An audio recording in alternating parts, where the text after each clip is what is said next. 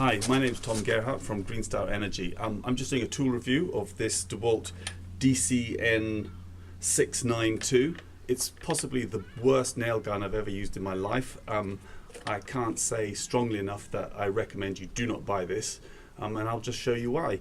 I should also say that I've had this from new, and it's done nothing other than screw up all the way along.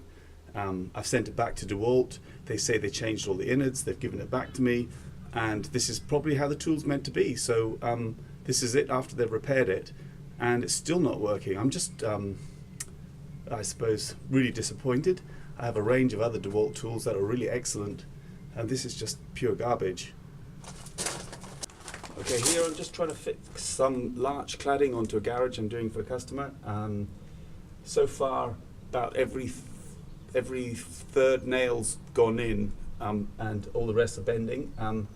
I'll show you in close-up of the bent nails in a second, but I'll just, for example, I've bent this one here, bent this one here, bent this one, and now I'm going to try and put this one in, and we'll see if it works, hey? So place the gun.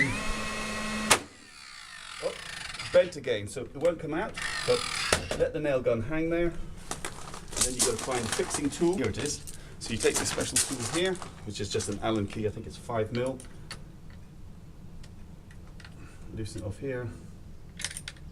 Loosen it off here. That frees up the carriage, and you can take the nail gun off. Now, if you want to have a look, that's one nail, two nails, other board next door, bent nail, go up here, and the bent nail. The wood itself is not particularly hard. It's a fairly, it's a soft wood.